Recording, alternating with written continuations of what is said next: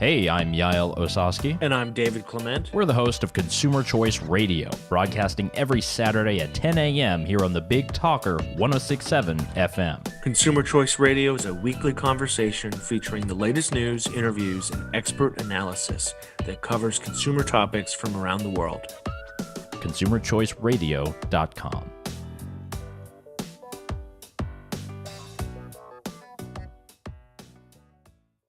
I am State Farm Agent Rob Renz, and I want to help you get to a better place.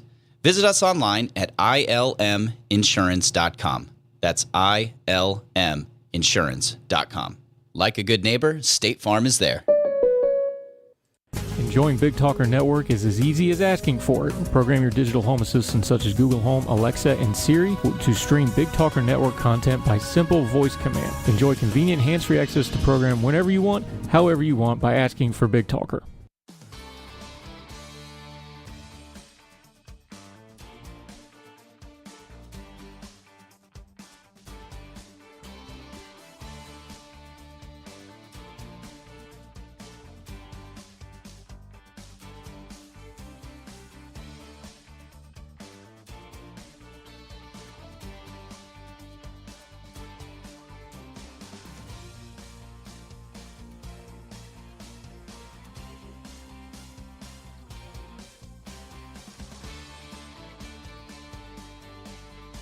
Hello, I'm Donna Gregory with WWAY News. Cleanup is well underway in Southport this morning after hundreds of people gathered in the rain to celebrate Independence Day at the annual North Carolina 4th of July Festival.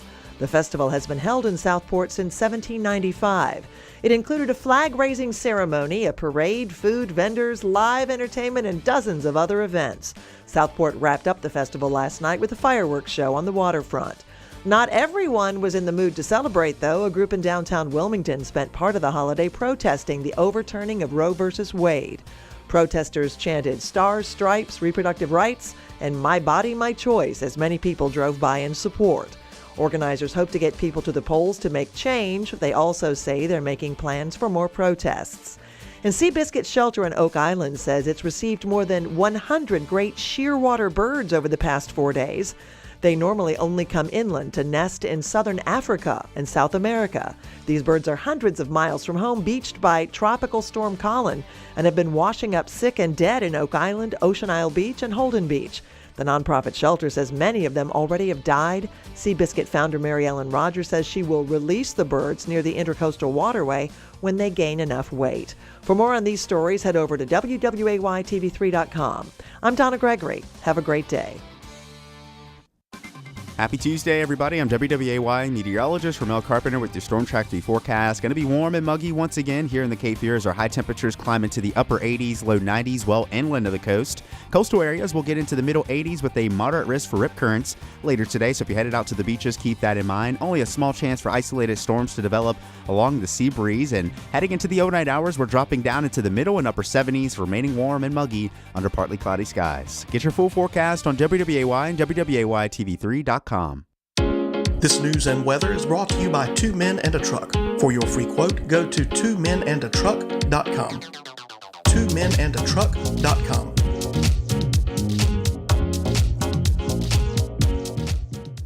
There has never been a better time to go to college. Class of 2021 high school graduates, you don't want to miss this. You may be eligible to have your tuition and fees covered at Cape Fear Community College for 2 years, beginning this fall through the North Carolina Longleaf Commitment Grant. This is money that does not need to be repaid and covers tuition toward a degree or towards transfer credit to a 4-year school. This is your chance to make it happen at CFCC for free. Find out more at cfcc.edu/NC-grant.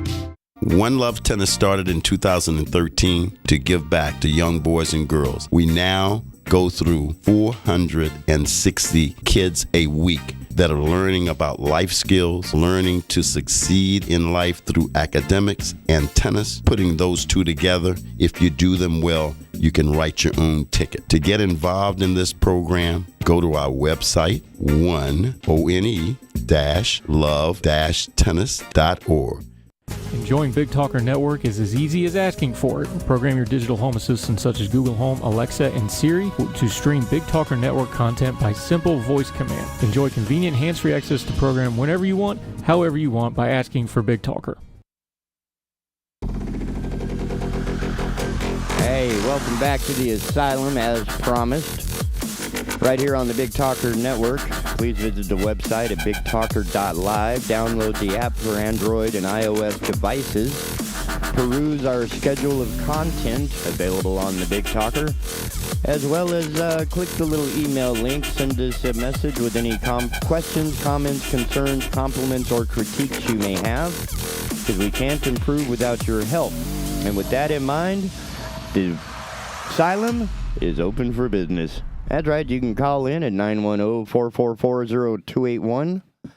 And whether we talk to you or ignore you is totally up to us, but hey, we at least give you the chance to try. Right? Oh, look, it's not going to ring. Shame on you guys. Welcome back to July 5th. Glad you survived the journey to get here. Whether you were watching fireworks in the rain or, participating in whatever else, there's some sadness and some stupid still happening in this country anyway. So let's go out of the country and find something funny from oddity.central. Written by Spooky. I thought I had a goofy nickname anyway. Not going to take credit for this because we're in China this morning. Man asks ex-girlfriend to pay $9,000 in dating expenses after breakup.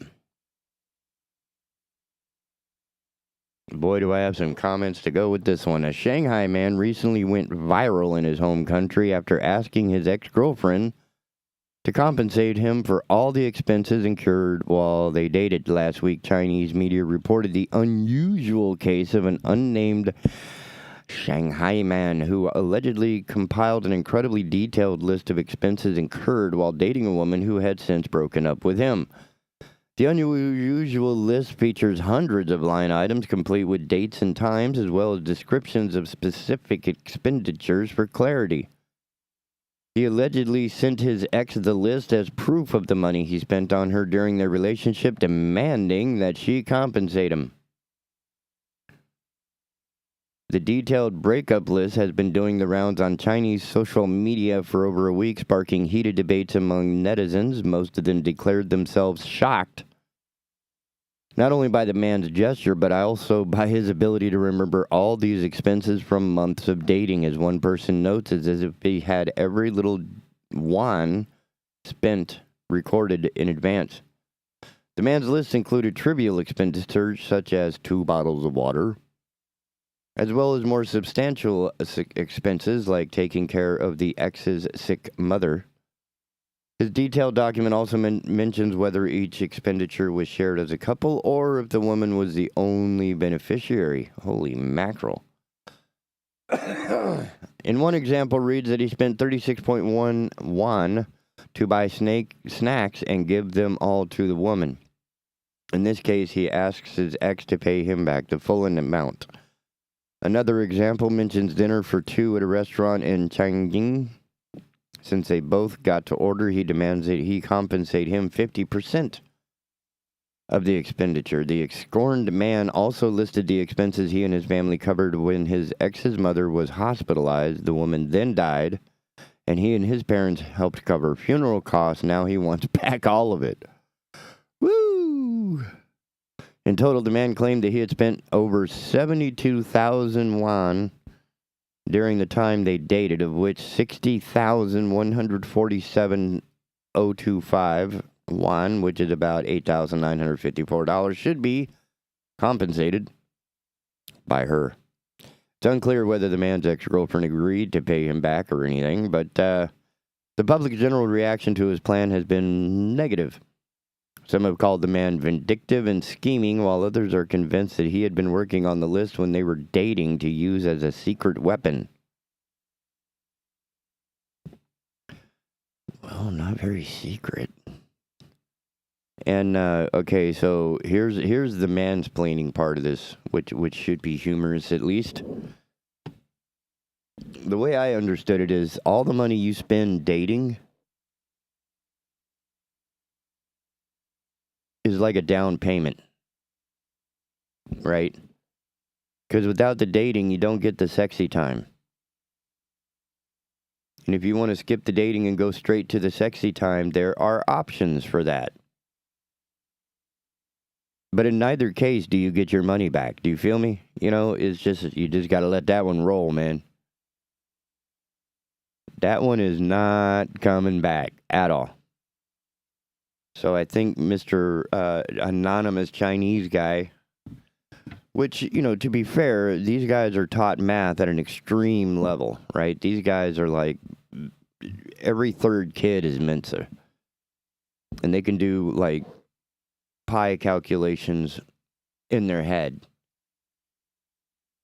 So the ability to keep track of everything is going to be stupid simple, because every time a dollar comes out, well, a yuan comes out of his wallet, he's going to make note of that. Because he wants to know, you know, he's reconciling his checkbook, something the rest of us seem to have forgotten how to do, including myself. I mean, I see it as God gave me two hands, one to take in money, one to pay out money. As long as there's enough to get from one to the other, you're good. Anything left over is bonus. But in this case, yeah. And now, I would certainly be more likely to agree had there been, through all of this dating and caring for the mom and doing the hospital and paying the bills and helping bury her, that if there hadn't been any sexy time, then yeah. I would think a refund would be in order. Not necessarily services render as in the secondary option that we were discussing there momentarily. But certainly that, you know, look, this got us nowhere. And apparently you're not impressed by me, and not enough, you know, even though we did all these dates over all these months. Even took the pictures together at Kings Island. Or whatever their equivalent is. Sorry, you're hearing some structural reinforcement so that the sky doesn't fall upon my head while I sit here and rap to you, so all is well. But with that in mind, you know, I don't know, dating is a weird thing in the 21st century. I mean, I never expected in my lifetime to have to ask my date, or the person I'm interested in dating, rather, have you always been a woman?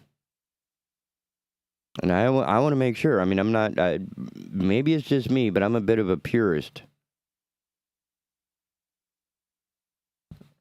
Right? I mean, I don't know how I'm going to see, but that's me. Right? I mean, there's a lot of things that, you know, I don't eat squid or seafood. Some people absolutely love that stuff, and, you know, more power to you.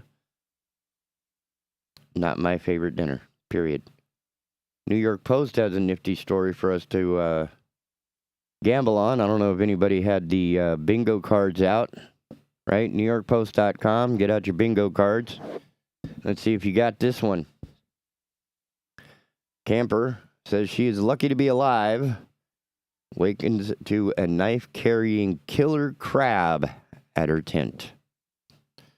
Anybody have, how did he put it? Oh, come on, Keith. Where's your thingy? Who had knife-wielding crabs for July? Everyone wants to have their main character moment, but maybe not when you're the star of a horror film with a knife-wielding killer crab scratching at your tent. That was the case for Kyle King. Oh, I misunderstood that because there's a lot of letters here, and I thought it was a woman. It is not. Kyle King, a Michigan native who now lives in Japan, who was woken up while camping by a member of the world's largest crab species lurking in the shadows and carrying a steak knife with a bottle of A1 in the other. He captured the terrifying interaction in a TikTok video that's been viewed over 1.5 million times, captioning it, "Lucky to be alive." King said he fell asleep after setting up his tent on the uninhabited Gomaka Island in Okinawa, Japan, before he was awoken at 2 a.m. by a scratching sound outside his tent. When he ventured outside, he found a giant crustacean, knife and claw, looking like it was about to make a crab run for it. "Hey, bro, he says in the clip, "I need that knife." King said he initially picked up his phone to use the flashlight, but started filming once he knew something was out there. Oh my God, this is legit. And the steak knife doesn't really look that much bigger to scale. Like, it looks like a fat sword in his hand, not completely out of scale. Let's see, you can give me a little more on the story. The crab then backs away slowly as King successfully grabs the knife from his claw, thanking the animal for its cooperation. TikTok users were in equal awe and shock over the terrifying 17-second clip of the creature, which is a coconut crab.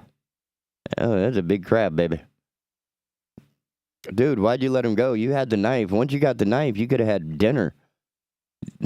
"Killer crabs, my nightmare has come true. I couldn't cope," declared the user. He had plans for that knife, King joked in a comment. "If he'd been a little quieter, he would have escaped with my steak knife." The enormous creature, which can weigh up to 9 pounds and a max length of about 3 feet, is also aptly called the robber crab, as it has fondness for stealing anything it can get in its giant, powerful claws on. It gets its name due to its ability to open hard-shell fruit with its powerful pincers. It's not the first time the prehistoric-looking animal has caused a scene. In 2020, some Australian golfers were turned away from an afternoon putt after a coconut crab climbed on board a golf bag and grabbed a club, resulting in it being snapped in half while the golfer tried to get it back. Oh, snapped a golf club in half. That's not a creature you want to arm wrestle, you feel me? I mean, holy cow. But I'm telling you, man, you missed out.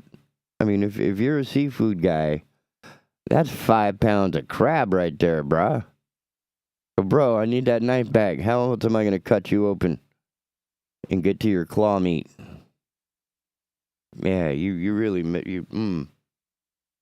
And fair about the turn play. Think about it. He was trying to attack you in the middle of the night. You know, stand your ground. Stand your ground with a... Would that be a hollandaise sauce you would use? Or is that like a lemon pepper sauce? Right?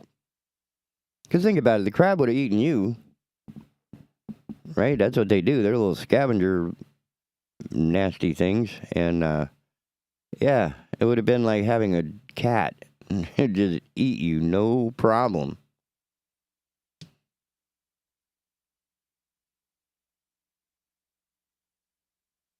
And here's like, if you're going to be stupid, you might as well do it right. Why not? Okay. Continue to site. Bye-bye. Okay. Boston.com. I wonder where this is. I don't have an author, do I? Oh, I do. Heather Altericio. Coming out of, I'm guessing, Boston. Man in court on marijuana charges arrested while driving away from court in SUV full of marijuana, police say. The 43-year-old Biddeford, Maine man started the day and ended the day in Newburyport District Court. So you got caught and you gotta go to court. Well, a man in court Wednesday on charges of driving without a license and marijuana possession over 1 pound was released on his own recognizance with one condition. No driving until he is properly licensed again. Almost immediately, though, he was caught in the parking lot not only driving without a license, but also transporting more than 70 pounds of marijuana and 20 pounds of marijuana extract, according to Massachusetts State Police. Trooper Michael Provost, by the way, that company Provost makes incredible buses, who works as the court officer for the Newbury Barracks at Newbury District Court, knew The 43-year-old Biddeford, Maine man was in court that day and wouldn't be legally able to drive home with his Maine license still suspended, police said. As the day's court proceedings came to a close, Provost reported seeing him get into the driver's seat of a Toyota SUV with a Florida registration in the courthouse parking lot and driving away. Provost, who reportedly was leaving the courthouse in his cruiser at the time, stopped the vehicle and arrested the man for operating a motor vehicle without a license. Prior to having the vehicle towed, Provost took inventory and soon... Take two. There's a lot of P's in this one. Prior to having the vehicle towed, Provost took inventory and soon found 2 vacuum-sealed bags and 2 duffel bags filled with marijuana, 5 jars of THC extract, Ziploc baggies, a bong, a large roll of $20 bills secured with a rubber band, all in the passenger compartment, according to police. Well, that's not fair. It was the passenger's, not his. He's just the driver. Anyway.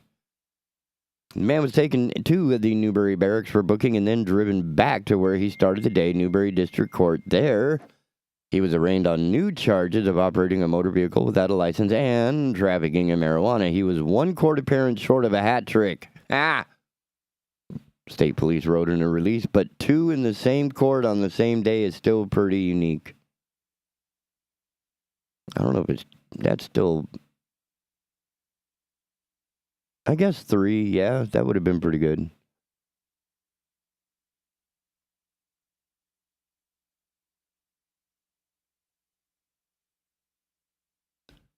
I think that's right. Yeah, baby.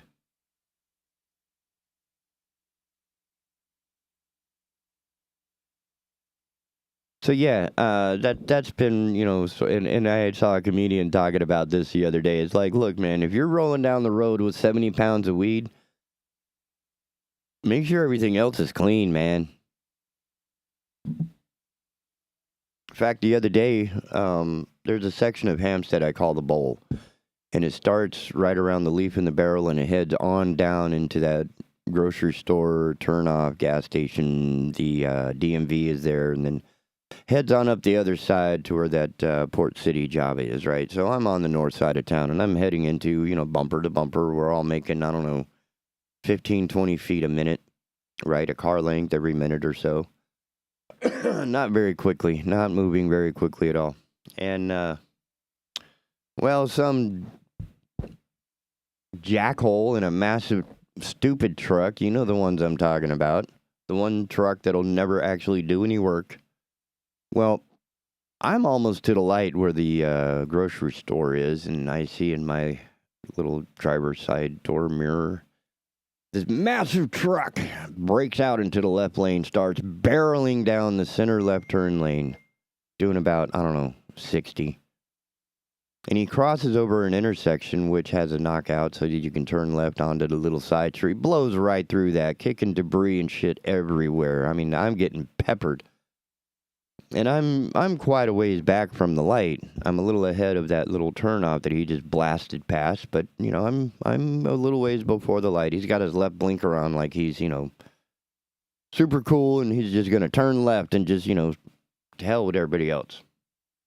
Well, a couple of other idiot jackal wannabes decided, hey, he did it, I'm gonna do it too. So now we got a parade of idiots doing, 50 miles an hour against traffic at a dead stop, driving in the left turn lane. Well, apparently about 3 or 4 car lengths before the stoplight happened to be a police officer who decided that, enough is enough. So, he jerked his car out into that lane right in front of that truck. And, man, when one of those trucks slams on its brakes, it makes a lot of noise. And when you jack a truck like that, it doesn't have very good stopping power because the back end of the truck is now useless and is hopping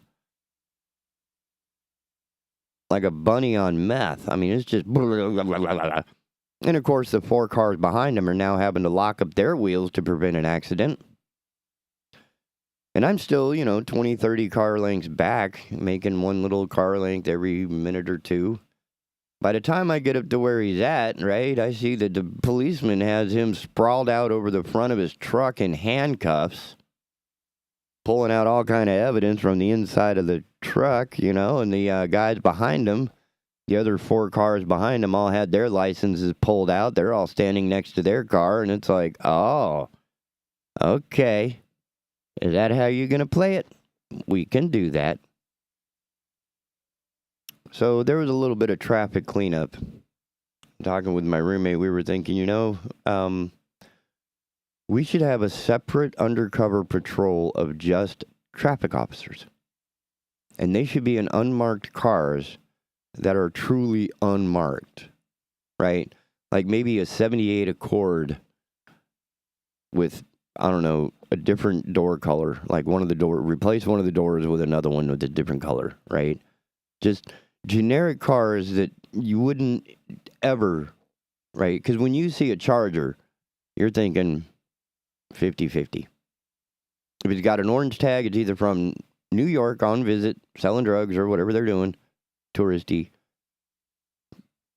or it's an undercover, unmarked car. That's not undercover, that's just unmarked. We know the car. But yeah, get some out there. Get you like an old, remember the Country Squire wagon? I mean, you could fit an entire squad. So you could fit the entire SWAT team in there, and nobody would ever know. And just knock down the people that are being stupid in traffic. And I guarantee you, you're going to put a curb to a lot of the bad crimes in the area. I'd say, from what I'm guessing in my own experience, about half of the people that are driving like idiots are criminal in nature. And the other ones, I thought this was hilarious. Somebody decided to beep beep on somebody weaving in and out of their lane. Turns out that they're texting and driving and going somewhere between 55 and 80. They can't seem to make up their minds. Apparently, when they're waiting for a response, they speed up to 80. While they're texting, they slow down to 50 because they don't want to be dangerous. All in the left-hand lane, all driving with their knee or their extra digit or where, you know, just letting the car's, what do they call it, alignment, take care of it. Yeah, that didn't work out so well. Yeah, apparently the big truck was an undercover or an unmarked truck. And all it took was a big horn. The car just about went off the road.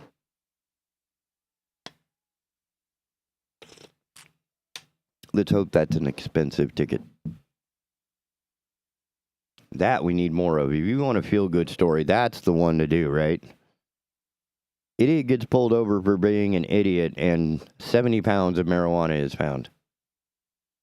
Not that the weed itself is the problem. It's the idiot doing 70 miles an hour and a 55. But anyway, with that in mind, we're going to be taking a quick break. I'm going to refresh my coffee, grab some more news, and we'll be right back after these messages right here on the Big Talker Network. The Asylum, your refuge in a world gone mad. We'll be right back. Don't go nowhere.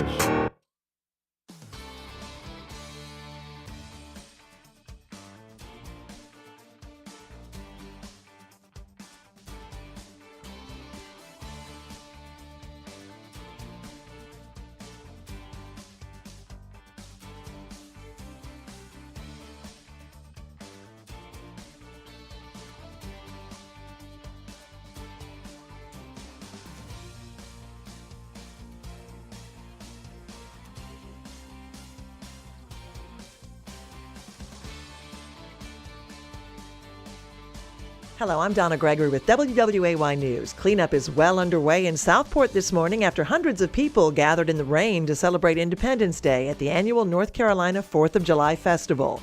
The festival has been held in Southport since 1795. It included a flag-raising ceremony, a parade, food, vendors, live entertainment, and dozens of other events. Southport wrapped up the festival last night with a fireworks show on the waterfront. Not everyone was in the mood to celebrate, though. A group in downtown Wilmington spent part of the holiday protesting the overturning of Roe v. Wade. Protesters chanted "Stars, Stripes, Reproductive Rights," and "My Body, My Choice" as many people drove by in support. Organizers hope to get people to the polls to make change. They also say they're making plans for more protests. And Seabiscuit Shelter in Oak Island says it's received more than 100 great shearwater birds over the past 4 days. They normally only come inland to nest in southern Africa and South America. These birds are hundreds of miles from home, beached by Tropical Storm Colin, and have been washing up sick and dead in Oak Island, Ocean Isle Beach, and Holden Beach. The nonprofit shelter says many of them already have died. Seabiscuit founder Mary Ellen Rogers says she will release the birds near the Intercoastal Waterway when they gain enough weight. For more on these stories, head over to WWAYTV3.com. I'm Donna Gregory. Have a great day. Happy Tuesday, everybody. I'm WWAY meteorologist Ramel Carpenter with your Storm Track 3 forecast. Going to be warm and muggy once again here in the Cape Fear as our high temperatures climb into the upper 80s, low 90s, well inland of the coast. Coastal areas will get into the middle 80s with a moderate risk for rip currents later today, so if you're headed out to the beaches, keep that in mind. Only a small chance for isolated storms to develop along the sea breeze, and heading into the overnight hours, we're dropping down into the middle and upper 70s, remaining warm and muggy under partly cloudy skies. Get your full forecast on WWAY and WWAYTV3.com. This news and weather is brought to you by Two Men and a Truck. For your free quote, go to twomenandatruck.com. twomenandatruck.com.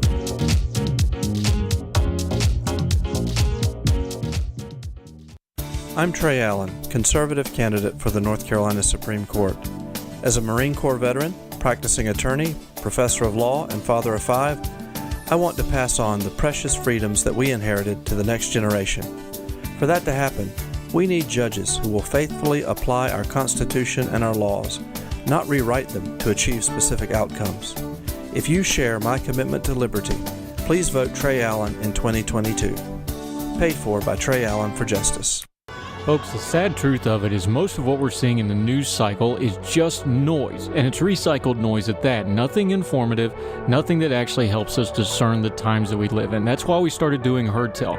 Every morning right here on Big Talker Network, 7 a.m. with a replay at 3 p.m., we talk and discuss the issues of the day, culture and politics with knowledgeable guests, no yelling, no caterwauling, just grown folk talk about the issues that matter. Join me, Andrew Donaldson, every weekday morning for Heard Tell. Enjoying Big Talker Network is as easy as asking for it. Program your digital home assistants such as Google Home, Alexa, and Siri to stream Big Talker Network content by simple voice command. Enjoy convenient hands-free access to the program whenever you want, however you want, by asking for Big Talker.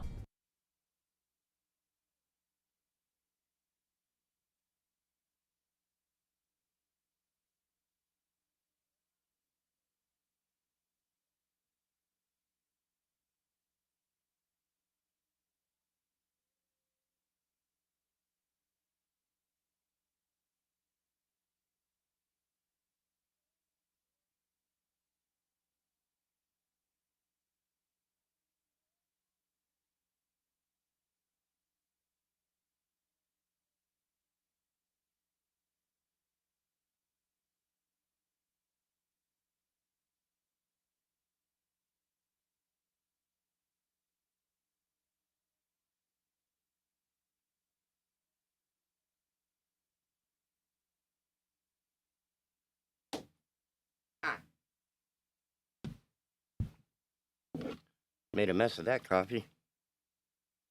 Yep, had to clean up my mess. I'm sorry for the delay, ladies and gentlemen. Yeah, that was unpleasant. But at least I have coffee, so we're back to normal. Well, getting there, I should have played some music to make it realistic so you would hear the fun little, let's see if this works. Yeah. Hey, welcome back to the Asylum on the Big Talker Network. BigTalker.live is the website. Please download the app for Android, iOS devices. Share it with your friends, family, and your probation officer.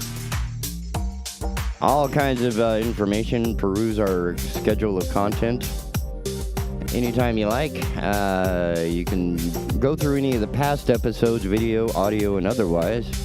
It's a really cool website. You can send us an email with any comments, questions, concerns, compliments, or critiques you may have. We can't improve without your feedback, and that's why we ask for it. at what we can become Southeast North Carolina's premier internet station for news and talk radio programming. How's that for awesome? I got it all out. Whew, that's a lot to remember, too. So, there's something. I can't believe this. I left this at the coffee. Don't go.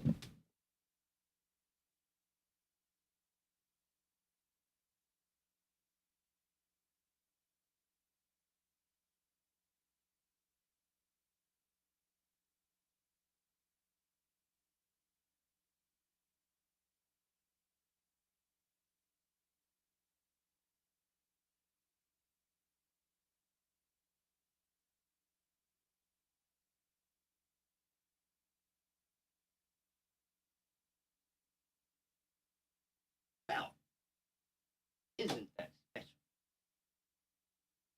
Now I can read.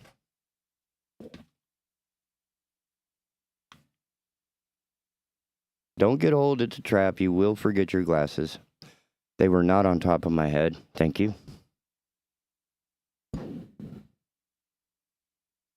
Well, this is interesting. Let's see. Okay, fine. Stop it. Let's see. News story coming from NBCnews.com. Let's see if I have a writer, author credit.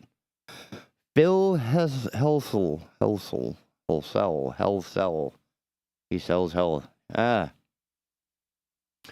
Stolen 2020 Olympic gold medal found behind California barbershop. The medal was taken from the car of U.S. women's volleyball starting setter Jordan Poulter in Anaheim. It was found discarded in a plastic bag. Wow. Here's a picture of her on the website with, holding up the nifty little gold medal. The owners of a Southern California barbershop found an Olympic gold medal that was stolen more than a month ago, Anaheim police said on Wednesday. The 2020 Tokyo Games medal, stolen from the car of U.S. women's volleyball starting setter Jordan Poulter on May 25, was found in a discarded plastic bag on Monday, police said. The owners of Knoll Barbershop, which is also in Anaheim, were cleaning up behind their property when they found the plastic bag with the medal inside, Police Sergeant Shane Carringer said. Oh my goodness. It's possible that it was discarded and had been there for some period of time. The barbershop owners turned the medal into police. Police said they will reunite Poulter with the medal. The medal was stolen from Poulter's unlocked car on May 25th after she parked it in a garage with the door open and ran inside for a video conference call. She might be a good athlete, but her education is severely lacking. I mean, that had to hurt. Holy mackerel. That had to hurt. But getting it back is like, yeah, whoops. But anyway. And we have a New York Post. Love you guys. Thank you so much. Natalie O'Neill. I'm all for conservatism. I'm all for helping the turtles. But damn it. There's got to be a point. Or it's just stupid. And here we go. Turtle Crossing Road causes 3-car crash in New Jersey.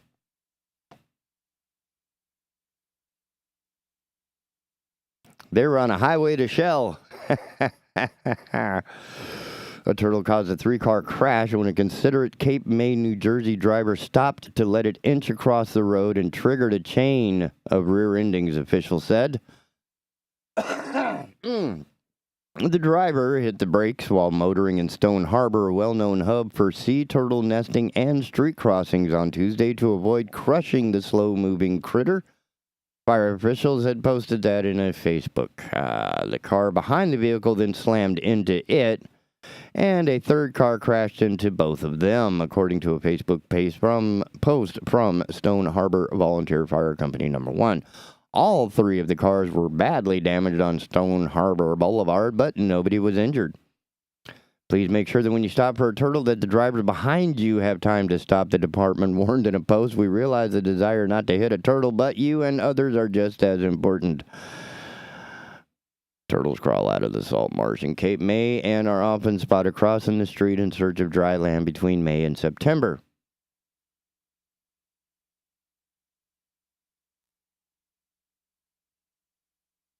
Oops. No word on no word on the condition of the turtle. I just realized that.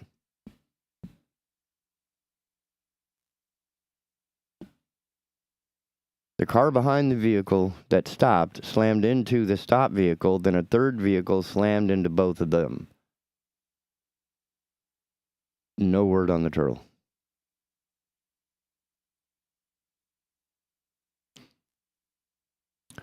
No word on the turtle. I'm looking for any comments to see if anybody else noticed that there's no word on the turtle. Maybe don't tailgate. The title is very misleading. I read the article and of me being crazy. An accident was caused by a motorist coming to a stop. An idiot caused the crash, not a turtle. And when you split hairs like that, you just... Never mind. Someone get the writer a map, Stoneholder in Cape May County, but it's at least 10 miles north of Cape May. But that turtle works for the insurance companies. That's a good one. New Jersey in a nutshell. Get it? In England, they build turtle tunnels so that turtles can cross a road under the road so both parties are safe. They work well. Road signs help too. Good point. And yes, we are a bit behind when it comes to, working with nature with things like that. My neighbor has 2 Italian cypress with a hot tub in the middle, and he thinks he's Captain Kirk. So when an endangered tortoise went through his yard, he drilled 2 holes in it for registered camouflage, then handed it over the fence to make it look like my dog did it. What?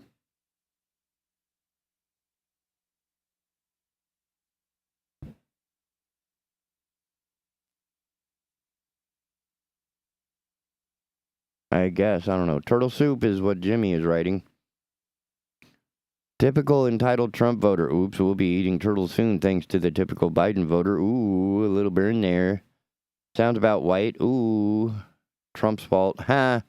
Just throwing it out there.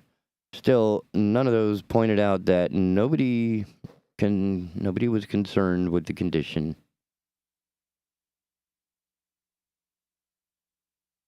Of the turtle. Just forget about the turtle. The turtle is happy now. The turtle does not know pain. Oh, this should be adorable. Jared Greenspan out of New York Post is saving me with this one this morning. Plan to replace Wimbledon ball boys with dog fails for a very adorable reason. Bad dog. Poorly behaved dogs foiled a plan to have trained animals replace ball boys and girls at Wimbledon this year. Many Pets and a pet insurance company conducted a trial at London's Wilton Tennis Club in which a group of dogs underwent extensive training to simulate the role of ball boys and girls. While the dogs successfully fetched the tennis balls, a problem arose when they refused to give back their new toys without a treat. Our players did find themselves in a game of tug-of-war, Martin Schiller, the club coordinator, said. We had a stash of treats on the sidelines to offer up as a bit of encouragement, which certainly did the trick. Steve Mendel, a co-founder of Mini Pets, thought that Wimbledon would be the perfect setting to introduce the concept of dogs as ball boys and girls. We thought this was a great opportunity to give pets in the UK an opportunity to do what they love most, which is to chase after balls, Mendel told BBC News. The love of pets and their balls in Wimbledon all brought together. Mendel maintained the dogs performed along a spectrum ranging from spectacular to something veering towards chaos during the trial. It's fair to say that we're a work in progress and have a long way to go to be ready for next year, Mendel said, but we're optimistic. At the Wilton Tennis Club, the dogs partook in speed and agility tests. They also learned how to high jump over the nets and run the length of the court, mirroring the actions of ball boys and girls. That's adorable. Mendel also noted the dogs that did return the balls did so with plenty of slobber, another element of the trial that needs remedying. In total, there are 250 ball boys and girls working the courts at Wimbledon.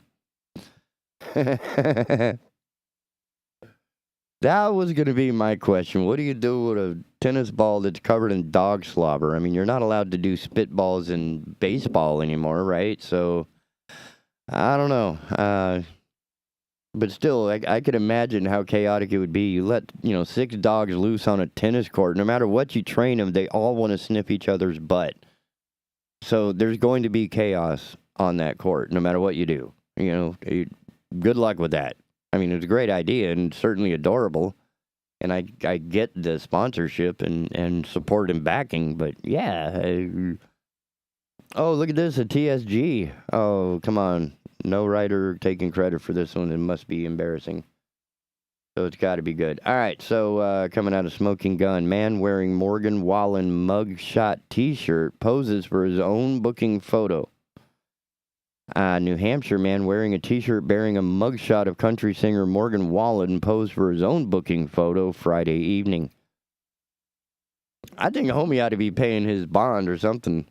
Zachary Holm, 20, was collared for underage possession of alcohol and booked into the Belknap County Jail in Laconia.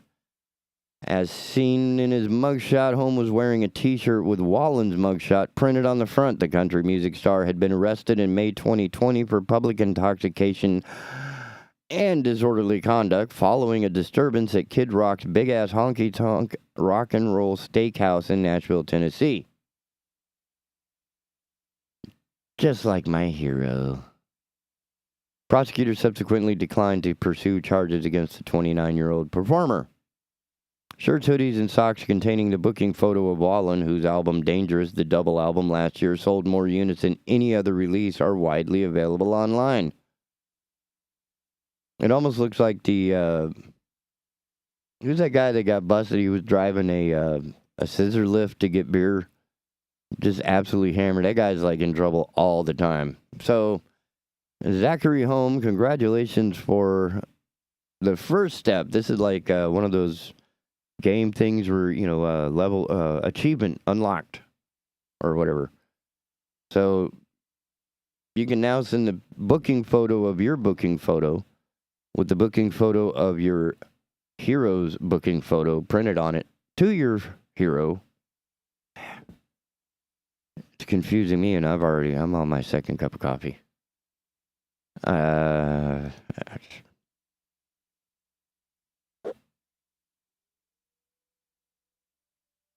Hey, where'd my mouse go? I have too many keyboards. All right. Ooh, yeah, I don't want to go off on a rant quite yet. I got plenty of time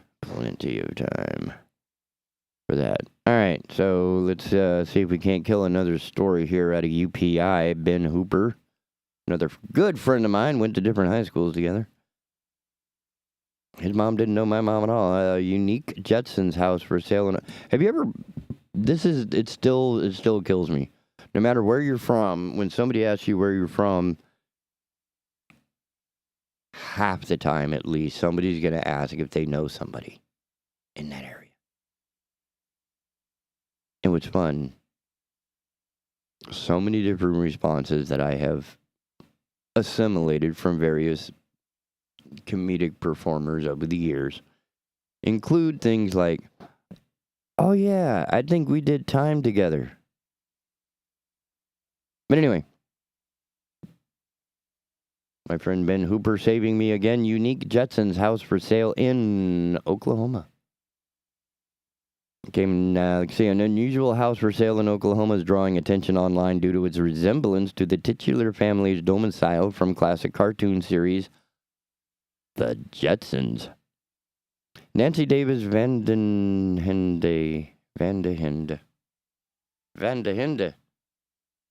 of Holler and Home Team, EXP Realty. Got to get all those names in there. who showed the unusual Tulsa home in a popular TikTok video, said the house features its own elevator that takes residents and visitors up to the saucer-shaped main floor of the house. The home features windows on all sides and features a breathtaking view of the Tulsa skyline. The listing states, it reminds me of the Jetsons' views from every turn, Vanden Hende told Koki TV KOKI. The 2-bedroom, 3-bathroom house was built in 2005. This is weird. There's more bathrooms and bedrooms in this one. Do you not realize how unusual that is? The current asking price, $400,000. $415,000, sorry. To live in a it's kind of like a it looks kind of like a cross between a water tower and an aquarium. I mean, you can see right into it. Now, true, you're not seeing straight into it like somebody's living room on a normal street. More like upskirt view. Really weird. And the landscaping is basically a triangular parking lot. But hey, you know, kind of cool, I guess. I find it interesting that they would use this it's a very industrial, stark concrete design, right? On a pillar with a big, it looks like a big Oreo double stuffed cookie on top, right? With the windows where the cream would be and then little cookies on top and bottom to be a roof and a floor. Incredibly industrial. I think that would make better office, but you decide by going to UPI and searching Jetson's house, and I promise this goofy thing will pop up. Let's see, where am I? It's a little early. The one last item that always helps, like, to make it through the last few minutes. Principia, published by Royal Society in England on this day, outlining Isaac Newton's laws of motion and universal gravitation. The Age of Enlightenment begins 1687. In 1811, Venezuelan Declaration of Independence. 7 provinces declared themselves independent of Spain. Here's one for the Trump supporters. Ha ha. Frederick Douglass, fugitive slave, delivers his "What to the Slave is the 4th of July" speech to the Ladies' Anti-Slavery Society in Rochester, condemns the celebration as hypocritical sham. Take that. 1865, the U.S. Secret Service begins operating under the Treasury Department. Those people show up when there's any funny money flowing around. And boy, do they got some secrets. And in 1994, let's see, 8 would make it, so 28 years ago, today, Amazon.com was founded in Bellevue, Washington by Jeff Bezos. 28 years ago. So there's at least a generation and a half of people that do not know life before Amazon.com. Just think about that. There are people now in the workforce, 24 years old, 28 years old, and younger, that have never known life without Amazon.com.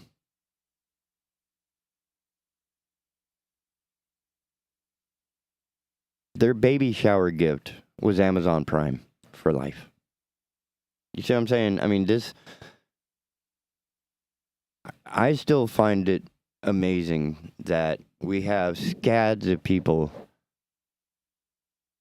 who were born,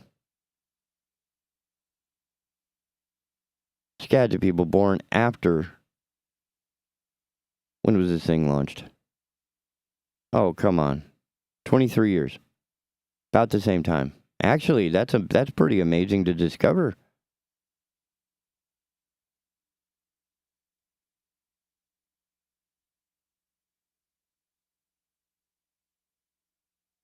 Wow. All right, so Amazon.com is older than the International Space Station by 6 years. Isn't that wild? We have an entire upcoming generation in the workforce right now that have never known life without the International Space Station or Jeff Bezos' Amazon.com. These kids have never known life without digital devices, right? The magic of cell phones is completely lost on them. The magic of progress, the magic of, technological development is completely lost on them. They just see it as, oh, look, a cool software upgrade. And now I can share it with all my friends. Right? I remember chatting with some of the cats in my grandmother's community in rural North Carolina in the Needmore community. Let's see, Fuquay, just about 20 miles south of Raleigh.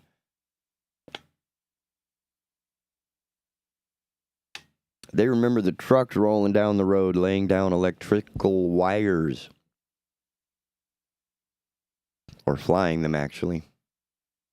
They didn't bury them until like 50 years later when they realized that they had a completely underwhelming electrical grid for the rural area. So they've done some cleanup and some, it looks nice. The town isn't what it used to be, thanks to 21st century kids shooting up the place and shooting up each other and themselves. Not all of it with guns, but you get the idea.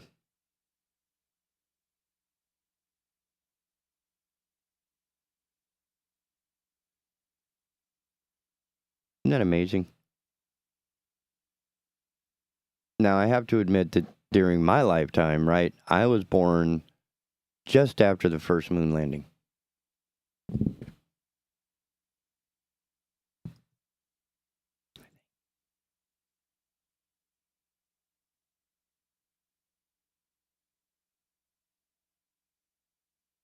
I was 4 years old.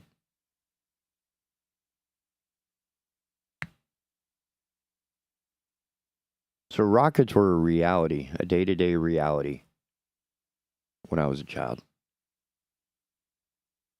But it was still mesmerizing because while it is that they were being built, they didn't get shot off all the time. It wasn't like, Starlink missions every other week. It was a big deal.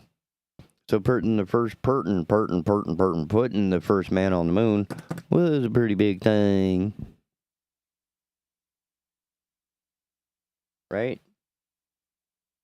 And now we're about to do it again, and it's a pretty big thing.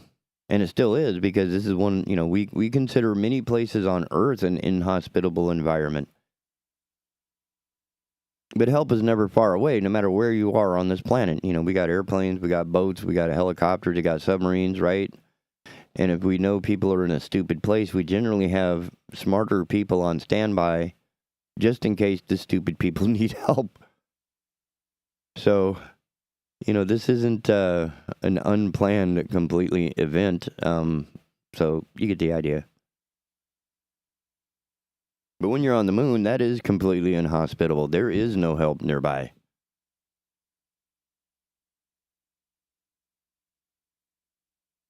And that's one of the stories in The Pass Through Tomorrow, I think, is a Heinlein collection. And in one of the stories, that's the guy who invented and, made a new way of traveling and getting to the moon had always wanted to go to the moon. By the time he was able to afford and had the time to go to the moon, because he was running the company that sent everybody else to the moon, he was like, look, I want to go see the moon. I don't want to see it in a base. I don't want to, and he was old, and they were like, yeah, man, you don't want to go. And he's like, look, take me. I'm going to the moon. And of course, what nobody else knew that the guy knew is that he was going to die. And, he wanted to have that view as his departure. Lots of good.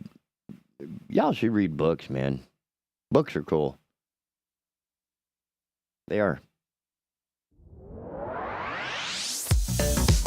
Oh, that's a notification to tell me to get my butt moving and that we're going to have a news and weather break right here. All right, so with that in mind, don't go nowhere. The Asylum Your refuge in a roll gone man. We'll be right back after these messages on the Big Talker Network, bigtalker.live. Don't go nowhere. Do not go. Whoop. Hey, man, look. See, too much. There it is. You're tuned in to the Big Talker Network, Wilmington, North Carolina's premier internet station for news and talk radio programming. Find us online at bigtalker.live.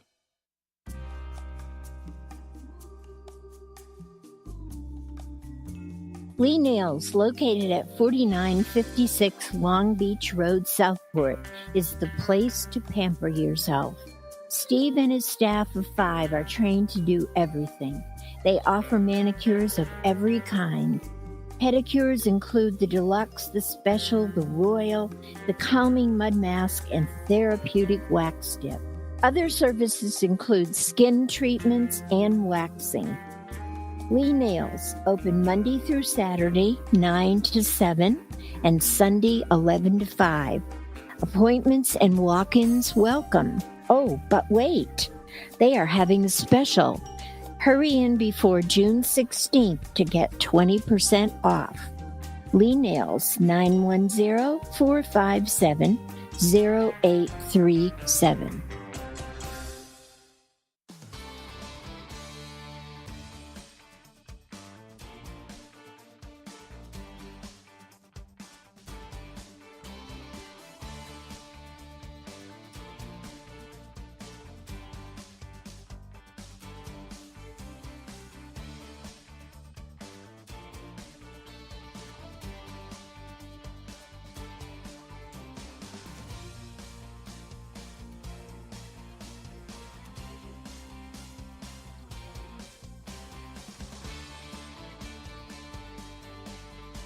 Hello, I'm Donna Gregory with WWAY News. Cleanup is well underway in Southport this morning after hundreds of people gathered in the rain to celebrate Independence Day at the annual North Carolina 4th of July Festival.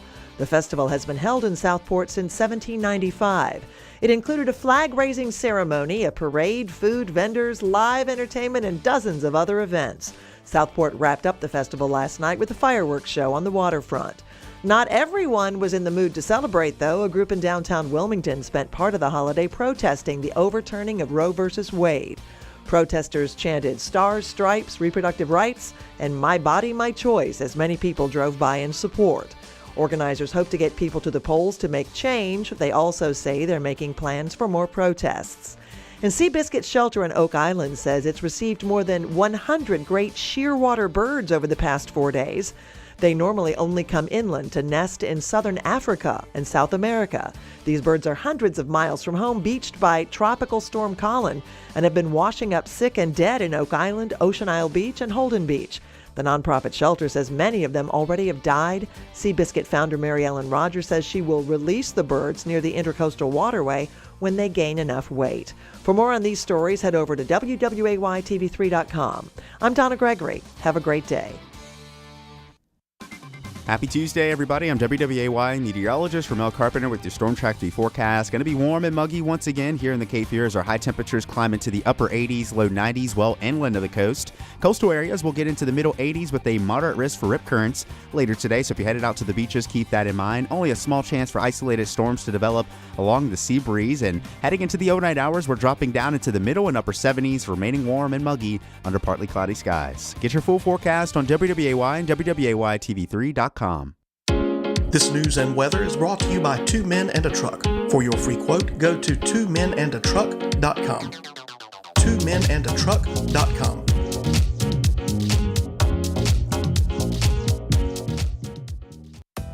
Government has become too big, too overtaxing, and is constantly over-regulating every aspect of your life. If you agree with that, tune in to Consumer Choice Radio every Saturday at 10 a.m. here on the Big Talker 106.7 FM with me, Yael Osowski. And me, David Clement. For an hour, you'll get expert analysis on what the government is sinking its teeth into next and how you, as a consumer, can push back. ConsumerChoiceRadio.com. O'Leary's Automotive Repair has multiple locations in the area in Hampstead, Leland, the Myrtle Grove area, Ogden, and Wrightsboro. O'Leary's Automotive Repair, a trusted, locally owned business since 2006. Folks, the sad truth of it is most of what we're seeing in the news cycle is just noise, and it's recycled noise at that. Nothing informative, nothing that actually helps us discern the times that we live in. That's why we started doing Heard Tell. Every morning, right here on Big Talker Network, 7 a.m. with a replay at 3 p.m., we talk and discuss the issues of the day, culture, and politics with knowledgeable guests. No yelling, no caterwauling, just grown folk talk about the issues that matter. Join me, Andrew Donaldson, every weekday morning for Heard Tell.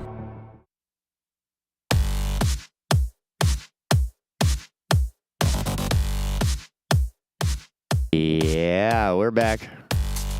Whew, right here on the Asylum, your refuge in a world gone mad. Coming at you from the Big Talker, Wilmington, North Carolina's premier internet radio station for news and talk radio programming. Please visit our website at bigtalker.live. Download the app for Android and iOS devices. Peruse our schedule of content. You have access to all of the programming as it appears. You can catch us on Facebook, YouTube, and Twitter when we're live. Let's see. The app is really cool. Oh, there's an email. That's right. Send us an email with any comments, questions, concerns, compliments, or critiques you may have. But we're not going to improve without your help. So, give us a call, give us a chat, give us a message, something like that. Join us. And get in on the conversation. Have fun with us with the Asylum every morning, which is a news program like none other. I promise. Everybody else is covering all the stuff that you already know about, but all the stuff that squeaks by, those are the news stories we cover. That's right, because we feel you are important enough to know the news that's not being reported. So we find all the obscure places that report news that the big boys just don't seem to care about, and they deserve a little love. All lives are important. Right, so any stories that involve other lives and story, something we should do. All right, hey, no, we saw that one. Uh-oh, what's this? Oh yeah, we already talked about the woman who said the snakes had ate her pants. You can't make this stuff up, ladies and gentlemen. Cannot make this stuff up.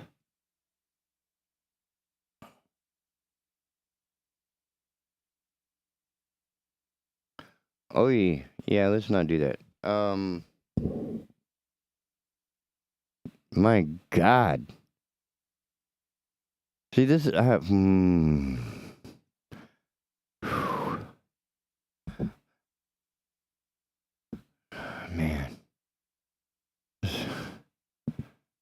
I don't even know about this one.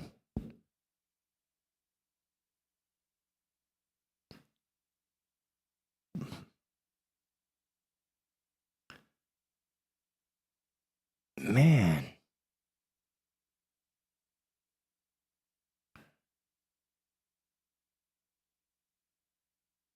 Chicago and New York. Jeez. One is one event and one is across several. What the hell's going on, ladies and gentlemen? This one's coming by Larry Salona and Allie Griffin. New York Post talking about at least 13 people shot across North Carolina during bloody stretch on Independence Day. And we knew about the Chicago incident. I mean, good. The video from that one is just terrifying. One person was killed and at least 12 others were injured in a spate of shootings across New York City during a bloody 9-hour period on Independence Day. Only the borough of Staten Island was spared from the stretch of violence that began at around 3 o'clock in Queens when a gunman opened fire at a man in his 30s. The victim was found in the middle of the street in Cambria Heights with a gunshot wound to his hip. He was rushed to Long Island Jewish Hospital in critical but stable condition, the New York Police Department said. About 2 hours later, the boyfriend of a New York Police Department employee was shot and wounded in Soho as he sat in a gray Honda sedan in front of a high-end Dior shop, reported by law enforcement sources. 27-year-old was shot in the right underarm and was rushed to a nearby hospital by his girlfriend. He is expected to live. Less than an hour later at 5:50 in the Bronx, a gunman approached a 24-year-old man near Eagle Avenue 775 in Melrose, shot him in the left leg, and fled. The victim was at Lincoln Hospital in stable condition. Then in the same Bronx police precinct, a dispute between two groups near Pulaski Park broke out at 7:45 p.m. that ended with a 35-year-old man suffering a gunshot wound to the torso.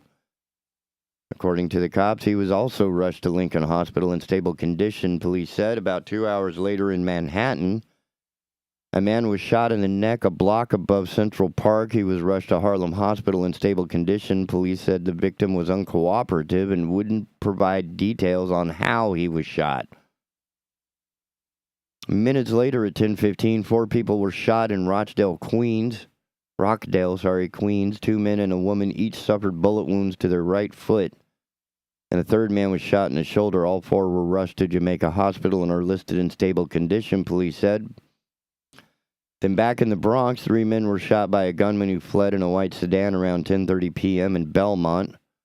One was shot in the chest and died at St. Barnabas Hospital. Another was shot in the leg, and a third was shot in the arm. 2 surviving victims are in stable condition. The 2 surviving victims are in stable condition at St. Barnabas. Police said it was unclear if they were targeted. One last person was shot just before the holiday wrapped up. Just before midnight, a man was shot on Bainbridge Street in Brooklyn. No arrests were reported in any of the shootings.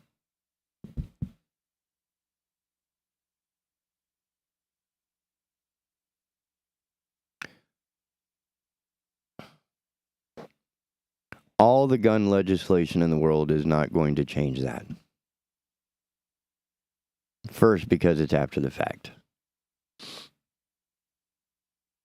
And second, because it doesn't target any of the people that we don't want to have guns. Red flag laws and stuff, for all their good intentions, is not really an effective means. And for all those Second Amendment people that are really on the megaphone about this, y'all need to get with your own peeps, man. Because they is not making you look good in any way, shape, or form. So if you want this battle for guns and guns' rights to go correctly, y'all need to dial in some of your own kin, man.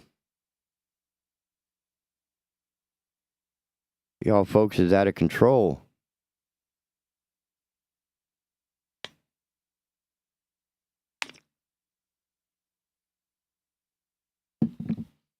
But you can see how the rhetoric of using weapon in exchange for gun tends to skew our view.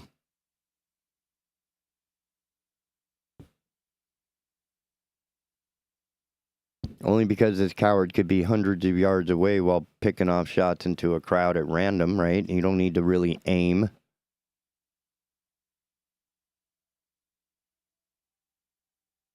And you can imagine going forward in the future, this is going to put a damper on any gatherings. No more, 30,000 people at a rock concert. That's not going to happen. That's going to start dwindling to the point that people just don't want to go out to large celebrations. The Christmas tree lighting was going to go back to being a virtual event because nobody wants to get shot.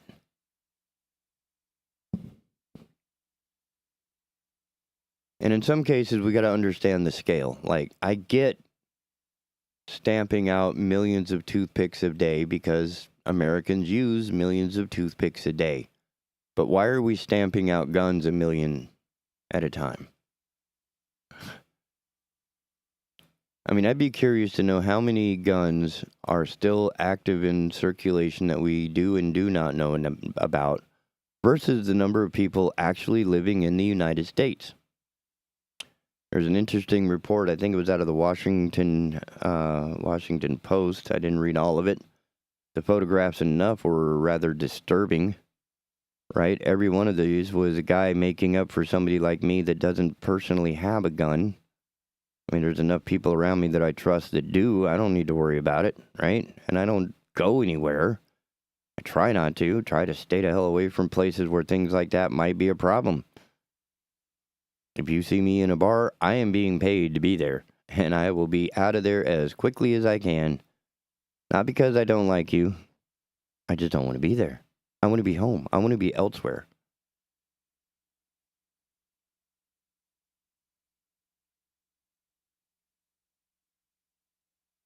I like where I am. Here at the house, I got everything I need. Everything to practice, run a radio station, all that good stuff. So going out and celebrating 4th of July just to get shot up is not going to go well moving into the future. And the whole conversation of gun rights and gun advocacy, et cetera, is going to get exasperated by this. It's going to be used as another example. This New York spate of shootings is also going to be used for an example. The problem is we're going to find that every one of these people was criminal in nature.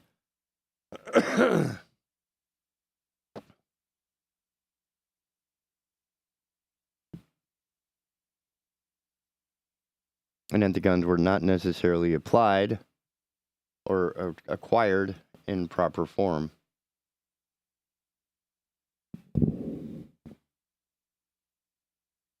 In this case, oh man, I'll take this story on. Why not?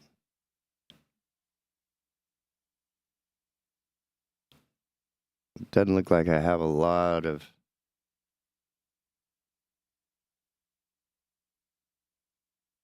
I mean, this would have been like somebody just to keep an eye on, not necessarily because he needs guns, but just from his dad.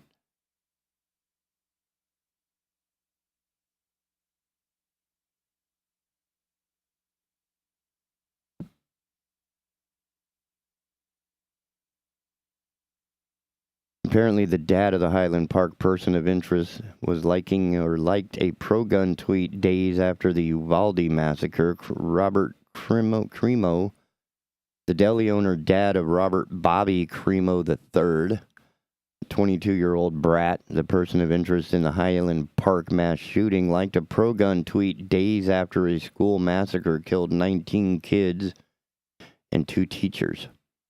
So this whole family was already half bent. We should have kept an eye on him in the first place, but no. We're still going to find out how he got the guns or the gun or whatever.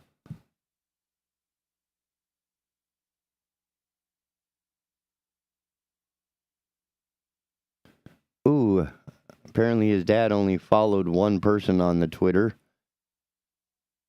Former president.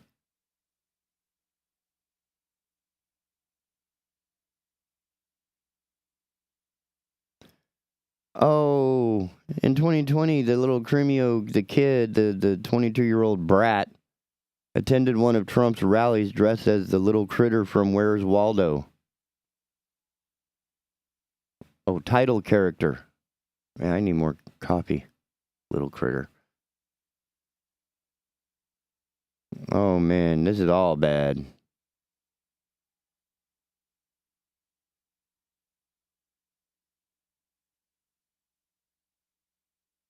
Oh, man, this is just leaving me speechless because there's nothing I can do with this. This is just humans being the worst possible humans they could be. Holy mackerel. We are some horrible people.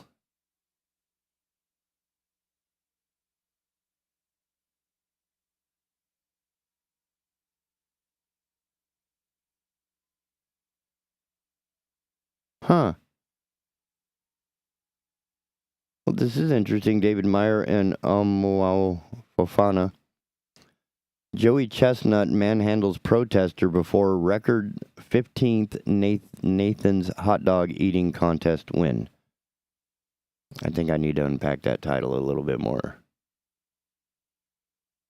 Joey Chestnut chomped his way to the top of the Nathan's hot dog eating contest again Monday, winning a record-setting 15th victory at the annual 4th of July competition, even while putting an interloper in a chokehold mid-event. The 37-year-old gobbled down 63 hot dogs and buns in 10 minutes, a far cry from the record 76 he devoured last year. The number still eviscerated that of Chestnut's closest competitor, Jeffrey Esper, by 20 dogs.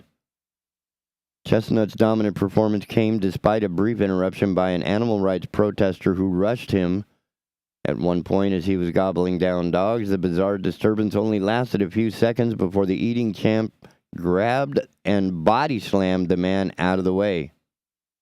Oh!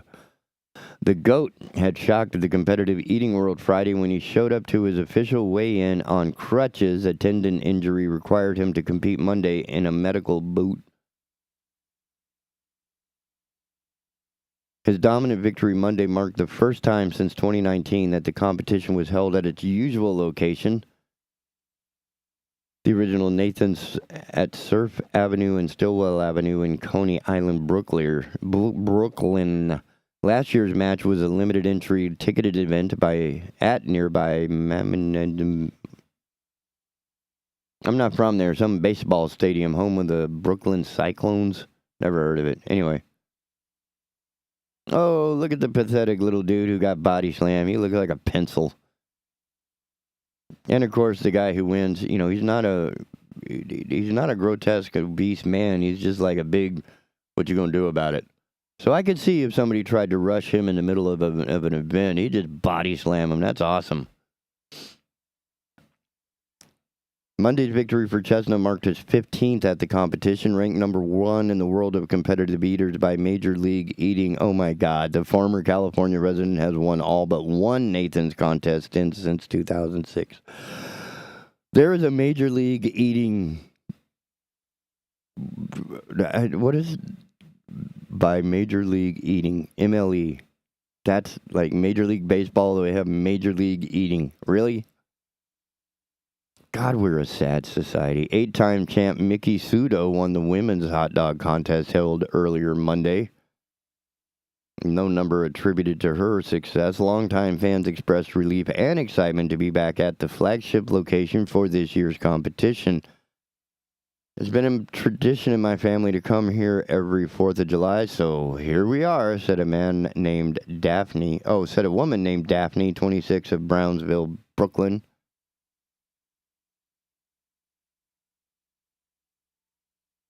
Neighborhood resident Joe Manny, 32, had not expected the event to return as normal. I would always come to Coney Island every 4th of July for this competition, so being back in person as we emerge from the pandemic feels great because I didn't think the world would get back to normal, he said. Ooh. Man, I want to hear more about the dude who got body slammed, right? I mean, he's in a Darth Vader mask. Oh, and he's got a cute little sign that says, I think, Smithfield Death Star. And he's got the kid's Halloween mask.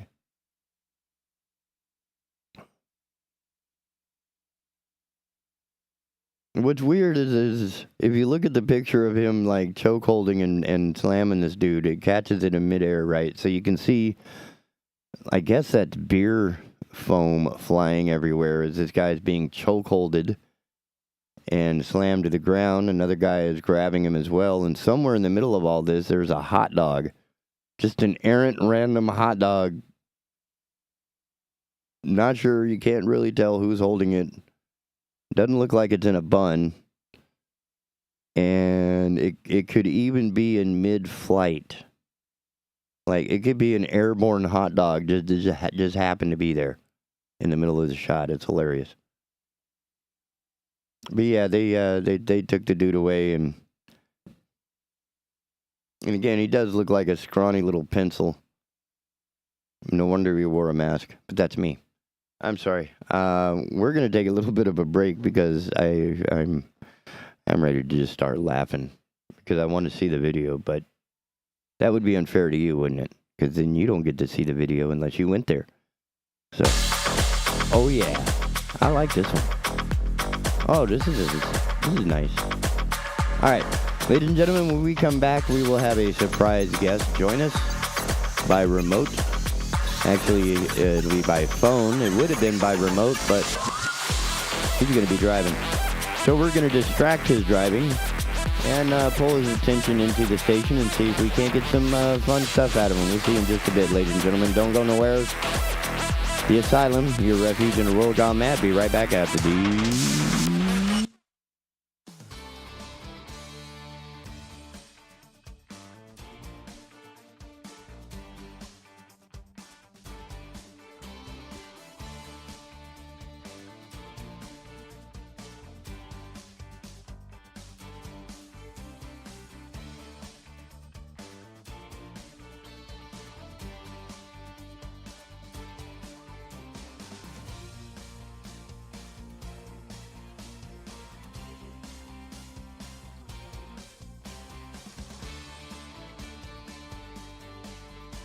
Hello, I'm Donna Gregory with WWAY News. Cleanup is well underway in Southport this morning after hundreds of people gathered in the rain to celebrate Independence Day at the annual North Carolina 4th of July Festival.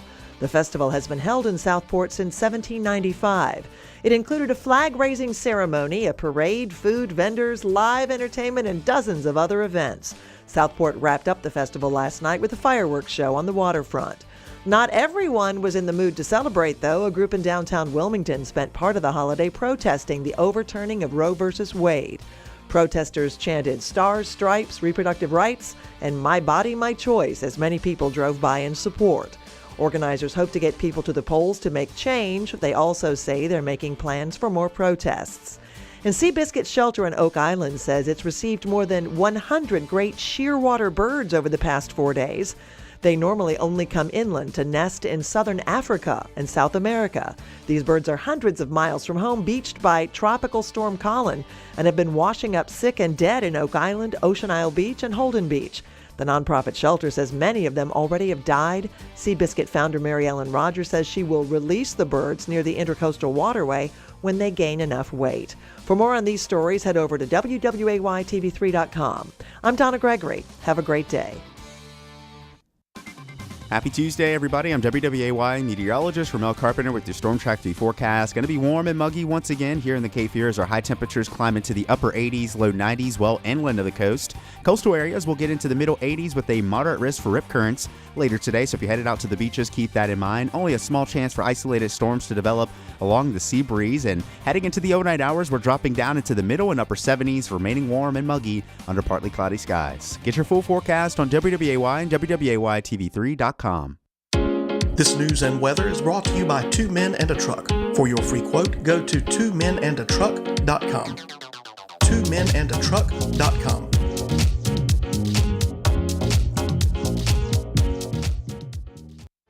Veteran Awareness sponsored by You Are Not Alone. Today's veteran homeless rate is approximately 19,750, and the numbers are declining because of the various veteran programs. If you are a veteran you know is homeless, please call 877-4AID-VET. This is a confidential and toll-free call. From this veteran to other veterans, please be there to help our brother and sister veterans. Again, the number is 1-877-424-3838. And thank you for your service.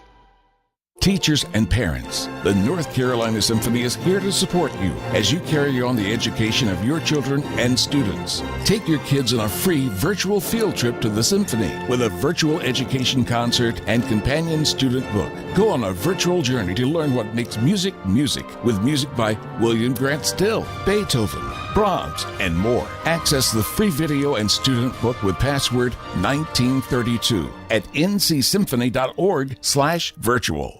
Enjoying Big Talker Network is as easy as asking for it. Program your digital home assistants such as Google Home, Alexa, and Siri to stream Big Talker Network content by simple voice command. Enjoy convenient hands-free access to the program whenever you want, however you want by asking for Big Talker.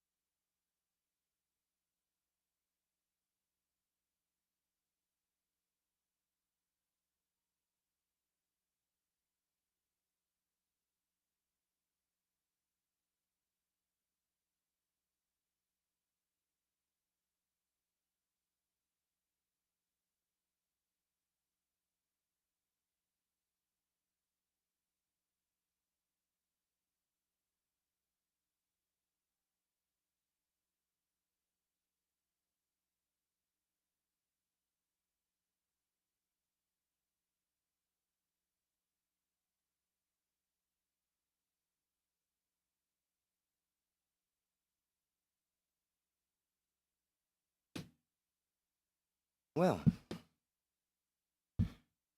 I guess I just need to move that coffee maker a little closer. Or be a little more efficient with my coffee making skills. Gosh only knows which one that's going to take. But hey, we are back. Right here on the Asylum. How crazy is that? If you can believe it. The Asylum, your refuge in a world gone mad, part of the Big Talker Network. Please visit us at bigtalker.live. Download the app for Android and iOS devices. Peruse our schedule of content. We are Wilmington's premier internet radio station, internet station for news and talk radio programming. That really isn't my world, so, y'all just need to cut me some slack. Just let me engineer this thing, man. Because I'm not very good at the talky talk stuff, except for, reading news stories that capture attention, like the hot dog eating contest, part of the Major League Eaters. That's just really strange. If I'm not mistaken, I think I have a friend on the line. Andrew, you there? I hope so. If I'm not, I'm somewhere else and somebody needs to come get me. Uh-oh. Can you hear me? Uh-oh, what? Can you not hear me? Why am I not hearing you, bro? I don't know. I sound fantastic. Well, that helps. Ha! I'm an idiot. What? So the programming of the new system adds new levels of complication, and seeing as how I'm deaf in one ear, I only hear you out of one ear. So that was really Were you strange. listening to me in your bad ear again? Yep, that's what happened. Yeah, I tell people I'm in relationships with that same thing, that I'm deaf in that one ear, whichever ear they're trying to talk into. So I've heard this story before. I'm not saying I don't believe you. I'm just saying. Yeah, like my friends, they wonder why I stop walking and then walk behind them to get on the other side. And then I say, hey, do you mind saying that again? Because all I heard was... So I got a question for you. Too much time in front of the Ampeg amps, my friend. So I have a question for you. You were in the military, yes? I got an answer for you. And in that military, in your early career, I would say even do you have a boot camp in Air Force? Oh yeah. Now it was a joke back then. They've since increased it, but we did have a couple of weeks of parasols and tea and finger sandwiches and whatnot. And during this time, if anybody in a squad screwed up, they would punish the whole squad, right? That did happen, yes. Okay, so and that happened in military school, so I'm going to use this as our common ground. And this you would call this self-policing, right? Internally policing your own squad, because the rest of the squad is going to tune up the bad actor, right? Yep. Police your own, yes. Yes, so I don't know if you heard about Chicago and New York. I did. Okay, so should there not be a policing of their own? Because all the legislation is going after legal gun owners, or making legal gun owners more difficult to have, own, and whatever with guns. But those aren't the people we should be concerned about. But can they police their own? Say, look, it's fine that you have a gun, but just don't use it. Yeah, I got a buddy on Twitter who actually lives in that neighborhood that was the shooting in Chicago happened, and he lives there. This, for people that don't know, this is a pretty upscale place.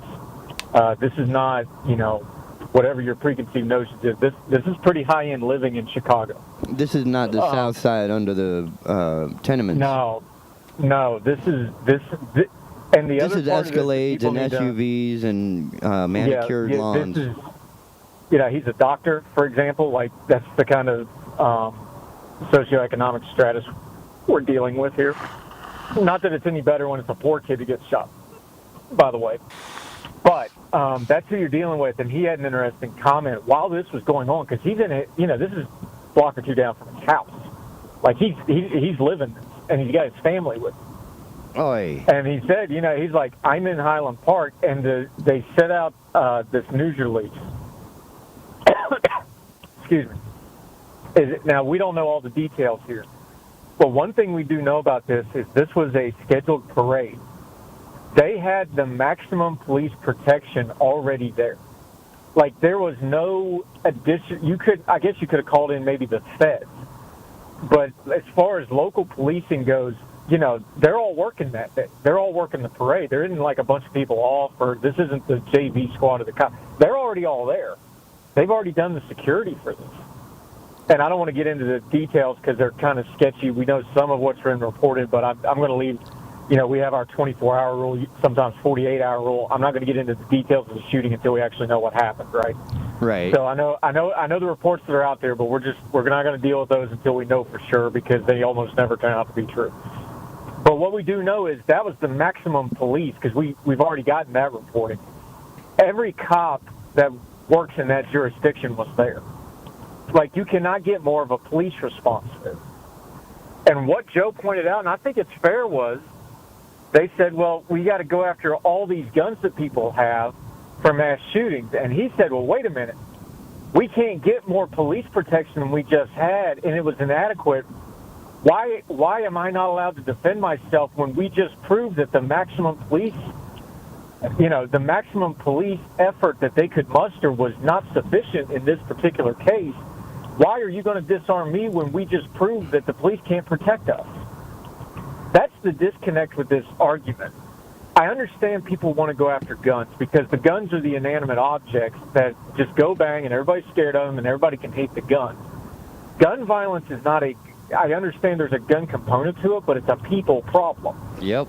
And unarming the people who are good and unarming the civilians and unarming people more so, because gun legislation only affects law-abiding citizens. And I know that argument can get specious real quick because it's like, well, we outlaw murder too. I understand that. Just sit down and be quiet. The adults are talking. I get that we outlaw murder. Okay, I get that. But somewhere in the mentality of, well, we need to get rid of certain kind of guns, but you never want to give the law-abiding people anything. We're just stripping more and more and more away from law-abiding citizens without giving them anything back.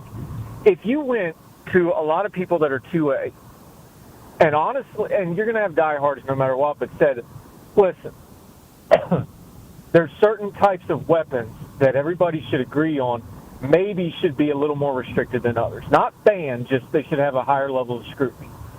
But if we do that, we're going to do these police reforms. We're going to increase concealed carry. We're going to increase whatever and give them something to let them protect themselves at the same time. Right now, everything's on one side of the ledger where you just keep stripping the normal people of their ability to protect themselves, and that ain't right. And that's why you're getting pushed back to everything when it comes to gun control right now.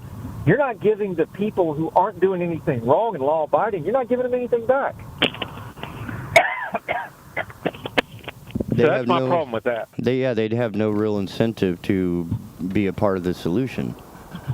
No. Because they're too scared and, defending what they have left. I can see that.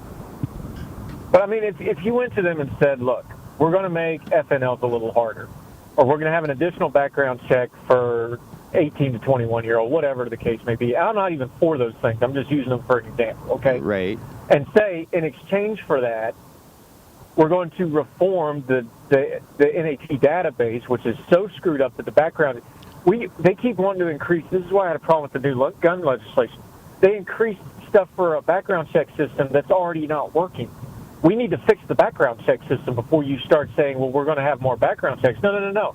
It's not working. Fix it first. Do stuff like that. And then you can get into these things, like, well, why don't we have community policing anymore? Nobody ever want to talk about that, TK. I didn't know that was a thing. I thought that went out when with Adam 12.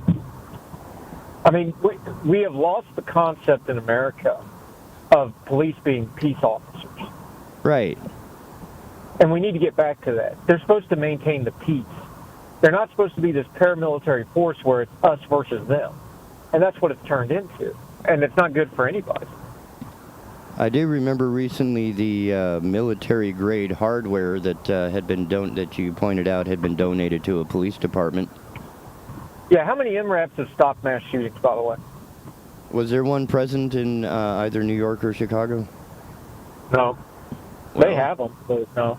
Oh, so apparently they didn't have maximum police protection, and I'm sure there will be an ordinance pertaining to bringing that thing out to all mass gatherings.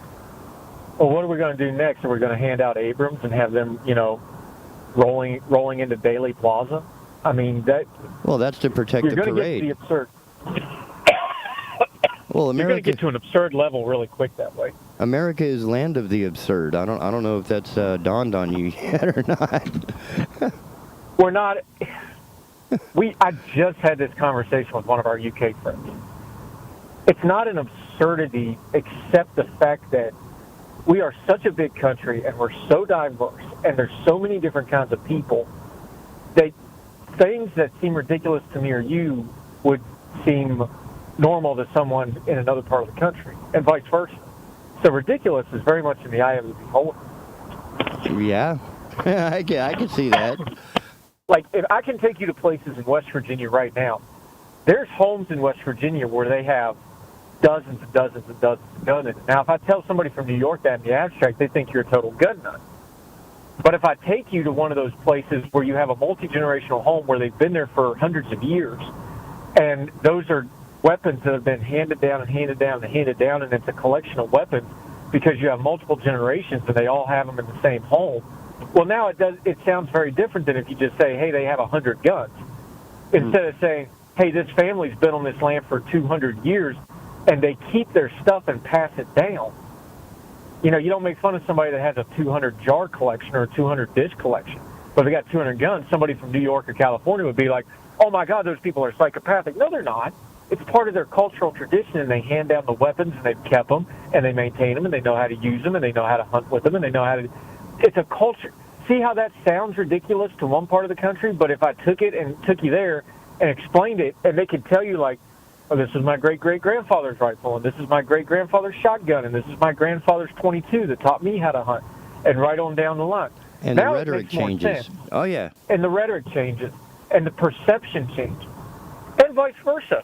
You can go to a city and be like, we've got a massive handgun problem. Whereas you have open carry in other places where they don't have that problem. The conversation changes. You have to understand that different parts of this country are going to need different considerations when it comes to weapons and gun control legislation. We keep trying to do this one-size-fits-all, and it's never going to work because we don't need a one-size-fits-all solution. Chicago has different needs than Savannah, Georgia does. They just do. And different communities have different needs. It's just the way it is. And the overall almost oversight or check and balance to society would be a better handle on mental health as some sort of component in daily life. Almost all of these shooters, and it looks like it's going this way with the one in Chicago, although we don't have all the information yet, but it looks like it's going that way with him too. There was all sorts of warning signs. It's not like people didn't know this was coming if they looked into it. We need to talk about why they aren't looking into it, why the police never seem to catch these guys, even though Buffalo shooter was known to them. Uvalde shooter was known to them. Right on down the list, these people were known to be problems, and yet the law enforcement side failed us. But it's supposed to be incumbent on the average citizen to give up more rights, even though the law enforcement side failed them in protecting them from these people. That's an imbalance that needs to be addressed. And that's the interesting conversation that seems to get lost in a lot of the meme creation stuff. Well, because online isn't real, people get 10-foot tall bulletproof online, and they say ridiculous, stupid stuff. Meanwhile, people that have to live with this violence want something done. And sometimes that want something done manifests itself in bad ways because you get emotional and you don't think things through. So there's always going to be a balance there. But nobody wants to have a conversation. I had Eric Garcia on the show last week. He talked about how that gun control legislation actually got pushed through. And it was pretty mediocre legislation, pretty watered down. It wasn't really anything new. I know the gun folks got real upset. I think some of it are probably going to get struck down in court. We'll see how it goes. But he talked about how it got through. The moderate folks on both sides sat down, got together, and pushed the legislation through. We don't want to do that anymore. We just want to send memes, and we just want to yell at each other because it fundraises good. And the president can go, well, we need an assault weapons ban, which is never going to happen again. And there's a lot of debate over whether it was effective at all the first time when we had it back from 94 to 2004. you know, we don't want to talk about data sets. My buddy Michael Siegel, who's on the program all the time, he wrote about this. He actually went through the gun data. He took so much crap from people, and all he did was put the raw numbers out. He didn't even really advocate a side. People just lose their mind on this topic. Yeah. I guess you could say it triggers people. You know what it is? People cosplay with this so much that when you actually get to the nitty-gritty of doing something with it, they don't know what to do other than just yell. Oh, like chasing a car. Yeah, it's the puppy that catches the truck and then catches the truck and doesn't know what to do with it. It's like, oh, crap. So, like, when this legislation happened, they're like, well, we're going to do gun control. I was like, okay, let's do gun control. Well, we didn't really mean it. Well, we don't know what you've been talking about it for years. By the way, I'm not picking on Democrats here. Republicans did the same thing with the ACA and health care. They got a majority. It's like, okay, let's repeal health care. What, you mean you don't have a plan? Oh, it was just rhetoric. Oh, so you didn't really have a plan. You were just spewing online about how you were going to do it for fundraising. That's what happens here is they sit down and legislate, and nobody knows what to legislate because they don't. Immigration, hello. They don't really want to solve the problem. You're still there. Yeah, they don't want to solve the problem. They just want to be able to yell about the problem. And when it gets to nut cutting time on solving the problem, they get all squeamish, and they're like, well, we don't really want to solve this problem. Now what do we do? Oh my God, we got to actually do our job. Sad state of affairs, my friend. All right, now to help lower your blood pressure, I have a story for you that I think you will enjoy. You ready for this? I'm always afraid when you tee something up like this. Oh, this is awesome. This is coming out of Stocks to Watch Today blog. I'm not sure. From Barron's, okay? Lena Sagel and Al Root, I guess, are the writers. Tesla is no longer the world's largest EV seller. Yeah. Here's who is. Warren Buffett-backed BYD has overtaken Tesla to become the world's biggest electric vehicle producer by sales, even as COVID lockdowns in China disrupted supply chains. How's that? The Chinese-based BYD, ticker is 1211.Hong Kong if you want to buy some stock, sold 641,000 new energy vehicles in the first half of 2022, the company said on its July 3rd release. That represents an increase of almost 315% year-on-year in the same period from last year. In June, BYD sold 134,000 new energy vehicles, a year-on-year increase of 162.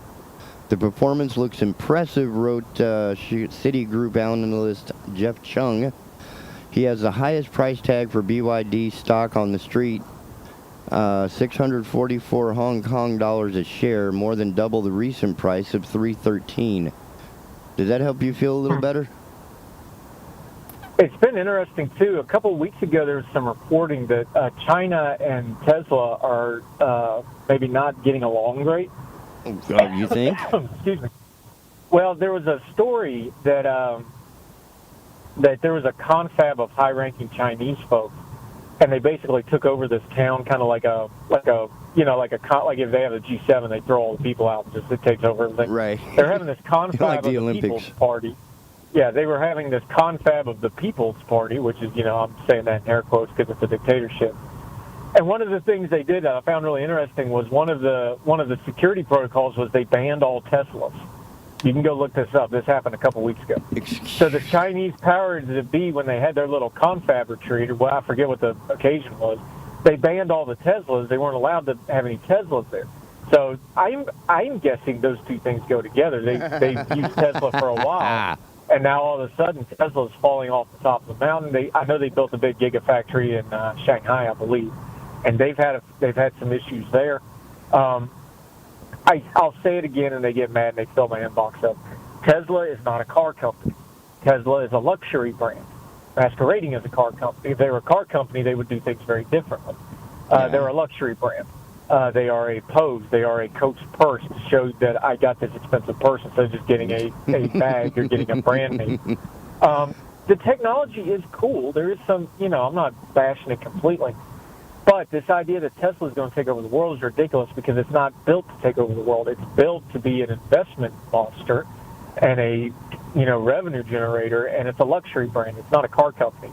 GM and Ford and these other companies subsidize heavily Tesla. That's where they get most of their money from. And I don't want to just bash Tesla all day because it gets boring and the Elon Musk stuff is ridiculous.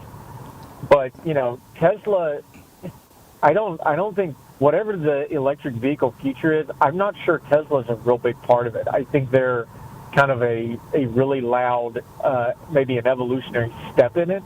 But the company is not designed to be a car company. It's designed to be a stock monster and a luxury brand. And I don't think that's not how the Model T took over the roads. Eventually you're going to have the electric vehicle equivalent of the Model T. Of course, the Model T Ford is what revolutionized automobiles in America. By the way, before the Model T, the most cars sold in America were electric cars. Huh. Let me say that again for the folks in Logan. Back in the early 1900s, before the Model T came on the scene in 1908 or 9, double check me on that date, somewhere right in there. Before the Model T came along, something like a third of all vehicles on the road in America were electric vehicles. What revolutionized it was Henry Ford's assembly line because it brought the cost down. The Model T, which everybody could buy, they had interchangeable parts. It was the normally Fender competent Strat. farmer. It was the Fender Strat of transportation. In fact, when Fender sat down and designed the Strat, his production process, he looked at Ford's production. He designed it to be the Model T of guitars. Yep. Because what happened with the Model T was your average farmer could now work on that car because it was simple enough, but it was reliable enough. So now the average farmer could work on his own automobile. That's a revolutionary step. And the other thing that happened was oil drilling in America took off. And gas was far cheaper than electricity, and electricity was still not in most of the country. It was a city thing. Stop me if this sounds familiar. Electricity was mostly a city thing. Rural places really didn't have electricity yet until the RFD stuff started in the 30s. That's when most people got their electricity, unless they were in a major city. Yep. So I remember my grandmother talking about it. Yeah, the cars got cheaper. The gasoline was cheaper. So the gas cars took off. Then the Model T Ford happened.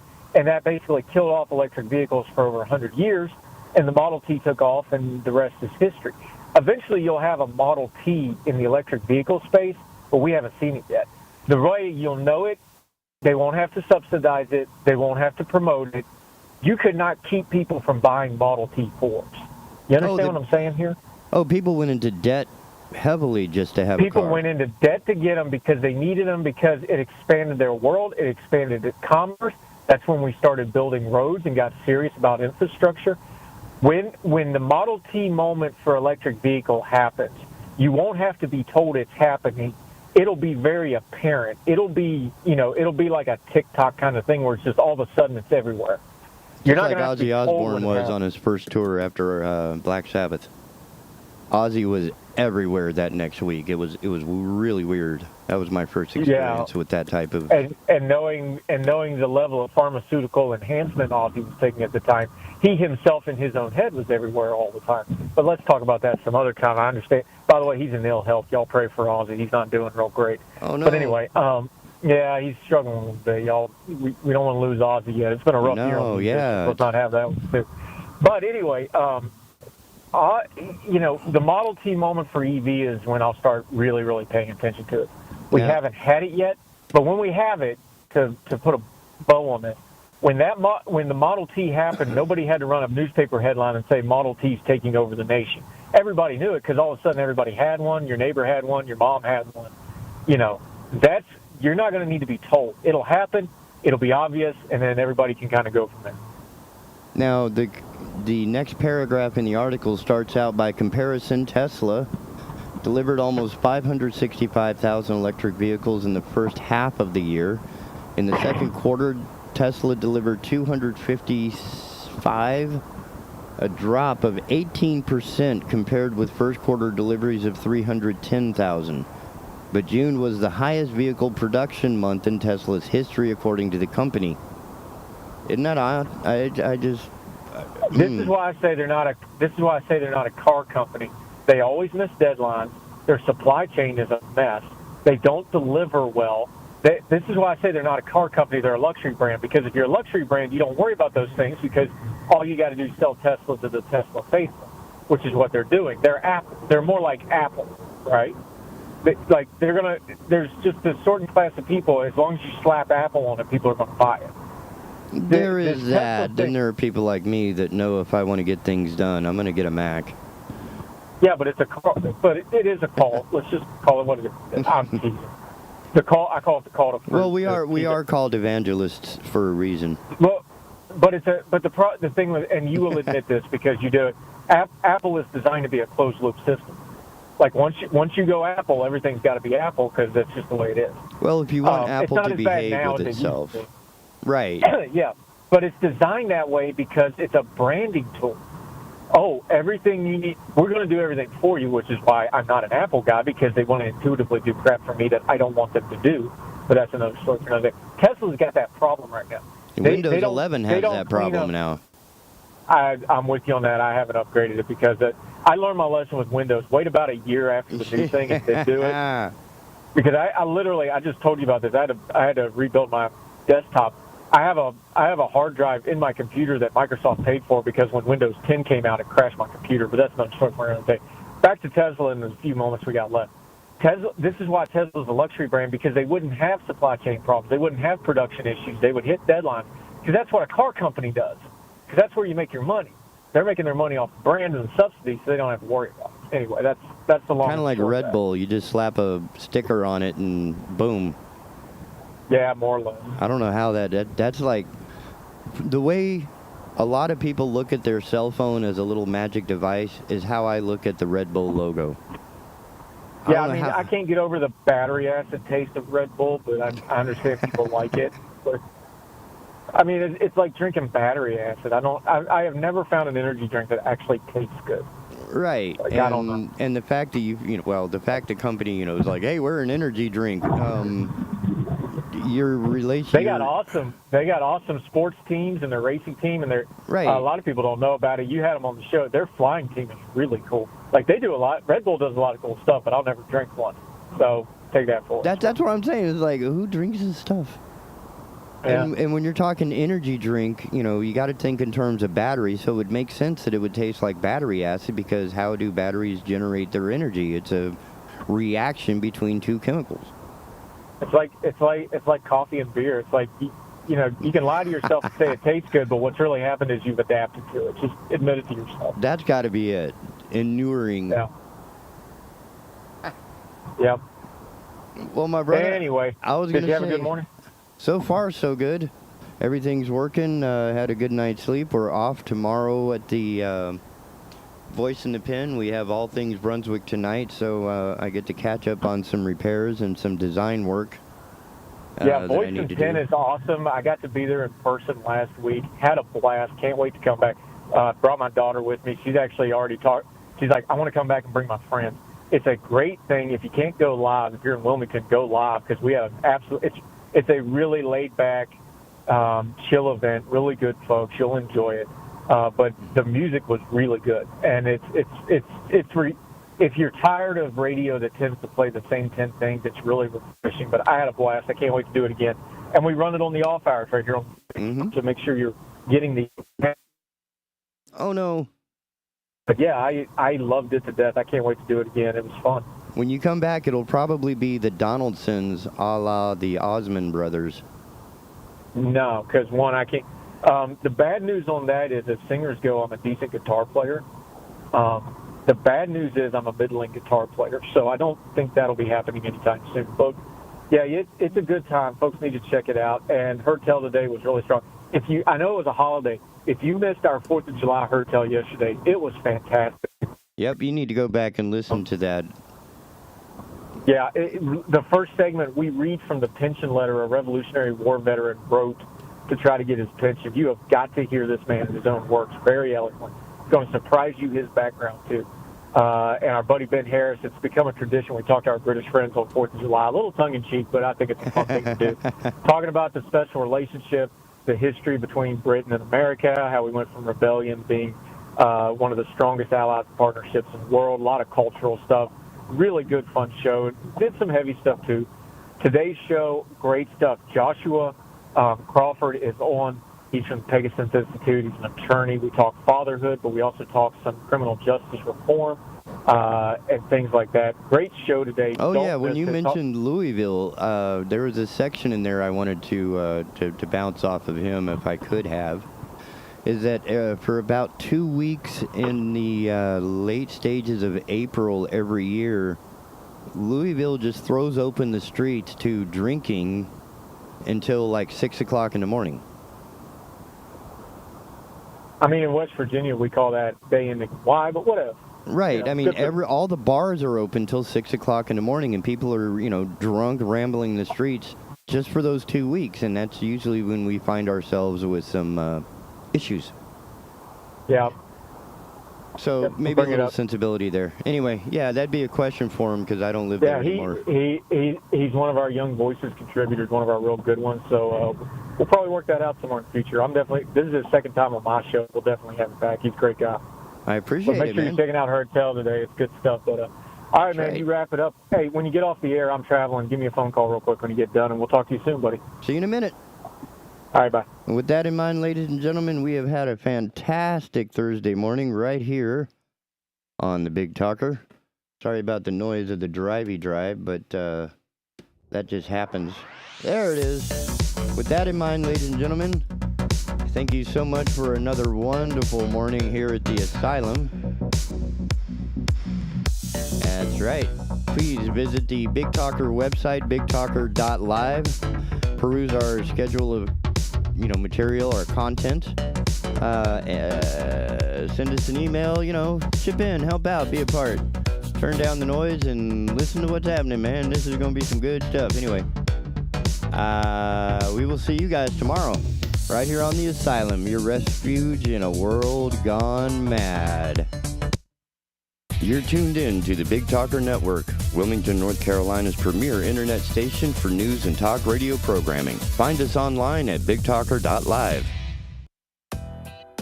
Hey, I'm Yael Osowski. And I'm David Clement. We're the host of Consumer Choice Radio, broadcasting every Saturday at 10 a.m. here on the Big Talker 106.7 FM. Consumer Choice Radio is a weekly conversation featuring the latest news, interviews, and expert analysis that covers consumer topics from around the world.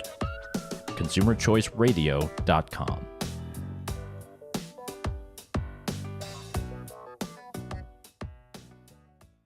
Hey everyone, Ben Hawkins here with Cross Country Mortgage. Rates are still at historic lows, and there has never been a better time to purchase your dream home or refinance your existing. With over 300 loan products including conventional, FHA, VA, USDA, renovation, and jumbo, we are certain we have the right loan product for you and your family. Call me today to be pre-qualified to make the offer on your next dream home.